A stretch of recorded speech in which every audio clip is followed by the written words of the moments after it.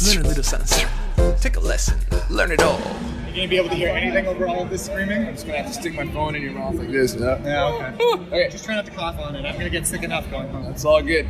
Yo, this is Dorky Diggity Dave, and I'm back with another vocally lost interview. It's been crazy. I'm here with Simon. Simon, what is your title at Kabam? I'm a champion designer. Champion designer. That means he designs champs? Hey, because that works out. I had a couple questions for you. Have you seen the Instinctive Touch series? I have not actually had a chance to see the Instinctive Touch yet. I know.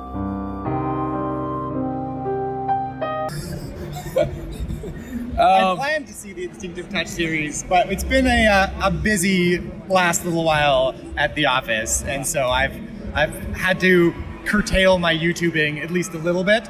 That's all right. It's okay. No hard feelings here. So I have a couple questions for you. Based on building Instinctive Touch, when I was doing that video, I noticed a lot of reachability options with the champions. Some champions had a short reach, some were medium, some were long. And I wanted to know if that was a part of champion design. Did you use that as a way for people to build strategies in the game, to create better counters in fights, to have better intercepts versus better light intercepts and things like that? The answer is sometimes. So we monitor things like that. We have some metrics that we know are more important, right? The sort of moments that you encounter more often, right? Like two people dash at each other, or if I dash and you swing or something like that, you run into those more often. So sometimes we do have specific uses for animations, whether it's like, how much reach you have on your heavy attack. Special attack animations are something that we pay a lot of attention to because they're obviously very, very important to each champion. And then there's just sort of a range of metrics that like all the champions sort of need to fall within. And if they fall outside of that, there needs to be a really good reason for them to be outside of that. And then there's variance that is driven more by the champion models themselves, right? Like some champions have really long arms and some don't. And so it'd be really weird if, Captain Marvel could reach way out like Hulk can, and it'd be really weird if Hulk was throwing these little like mini punches in here the whole time. So if there is a specific reason for it or specific like gameplay design intention behind it, then we can have an effect on those. And then there is a team and a gameplay designer responsible for making sure that all of them fall within sort of acceptable metrics if there isn't a more specific goal for any of them. Awesome. So, Masteries. It seems like the game has gotten to the point where you either you pick your Masteries, your Suicide Masteries, to do your arenas, but then you got to turn them off to do war. Some people do, some people don't. So there's like a lot of switching going on. Is there any plans or anything like that to help streamline that switching process? Perhaps maybe like a branch, taking off a particular branch or something like that to help people get a little more out of the game, to squeeze a little more arena in and war at the same time.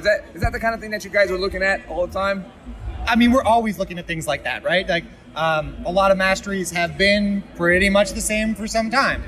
So there is definitely design space there for us to make them more interesting, add some new choices, that sort of stuff. But it's also something we want to be really careful with. Masteries affect every single champion in the game. They affect every single, every time you go into war, the Masteries your opponent has on you. And then changing a system like that every player in the game, every summoner in the game has invested into has, we have to be really careful how we handle a rollout of something like that, right? It was a not insignificant task for us to just be able to like track back everybody's Mystic Dispersion all the way back to the beginning of time. And so to do that for every single Mastery in the game would be a huge endeavor. That doesn't mean that it's not something that's worth doing. It just means that it's something that will take a lot of planning and a lot of work before it's ready for prime time. And then a lot of planning and a lot of work to make sure that the changes that happen are mostly the changes that we want. Because if we're really honest, changing something that large, we're gonna figure out what most of the impact is. I think it would be foolish of me to suggest that we would figure out every single possible impact all the way down the chain, 2 or 3 dominoes later or more. So that's the sort of thing that like we would want to handle with a lot of care. So on that point, whenever new content is rolled out, there's always a chance for maybe something doesn't work right on a particular device. Like how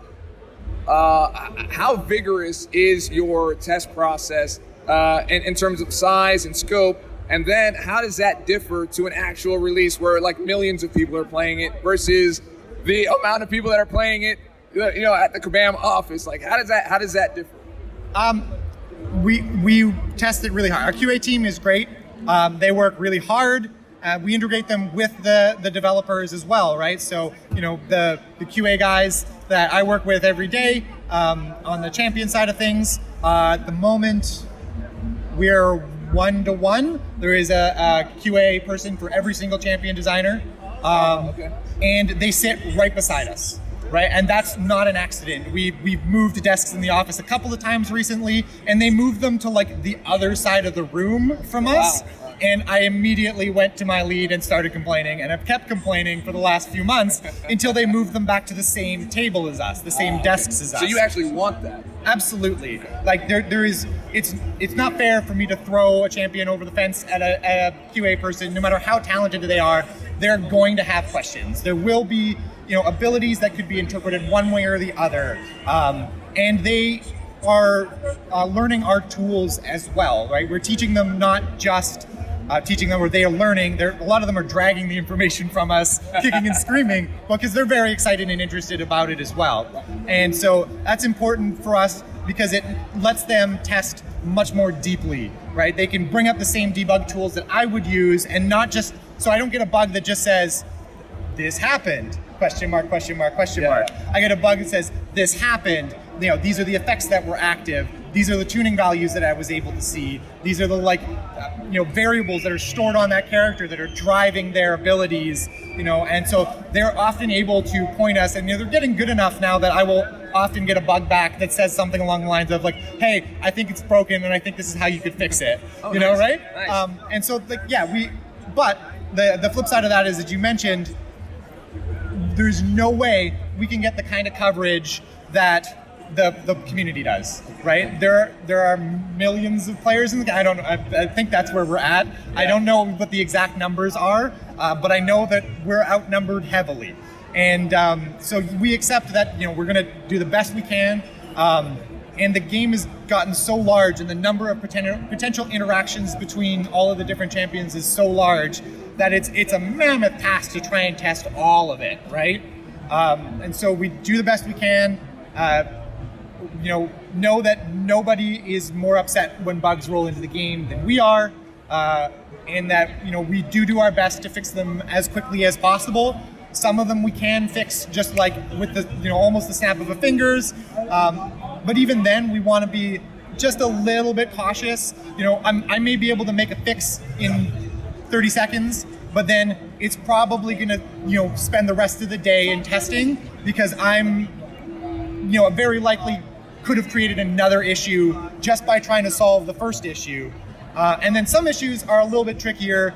Anything that actually requires a change to the app, to the client that you actually download onto your phone, we can't do the snap your fingers. That's, for us to release that, it's got to go back through a certification process with Apple and with Google, and so that slows things down a little bit more. And that means we want to be even more careful with the amount of testing we put into those fixes, because we know that the turnaround on those is going to be even greater if we don't manage to stick the fix the first time. Nice. So when someone does get a bug, and you get that feedback, what is your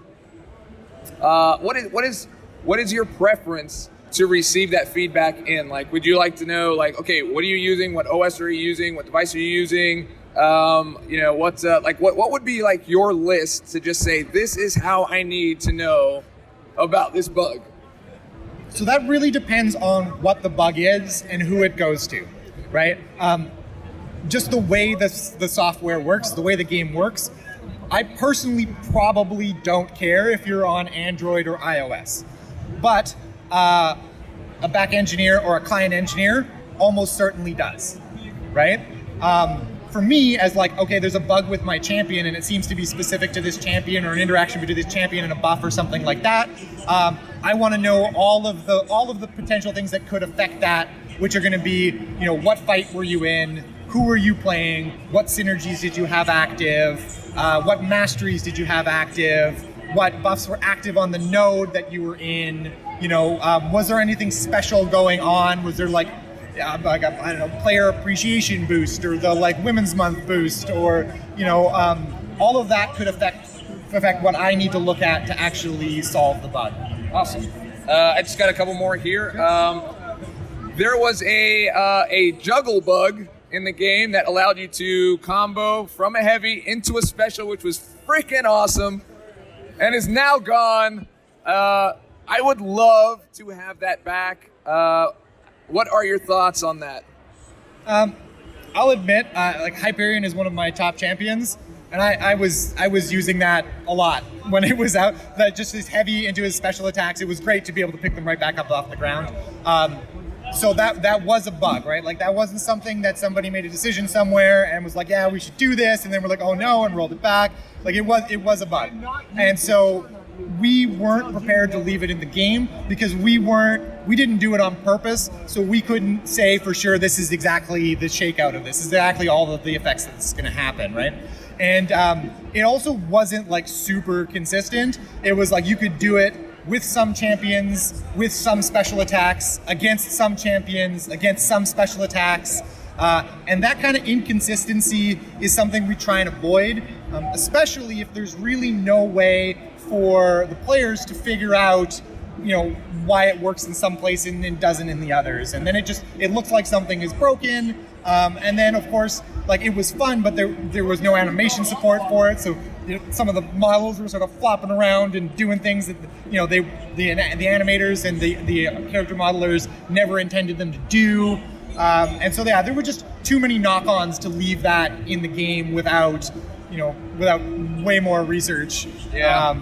And so I won't say that like something like that could never happen or we would never support something like that in the game. There were some positives as well. Initial consent.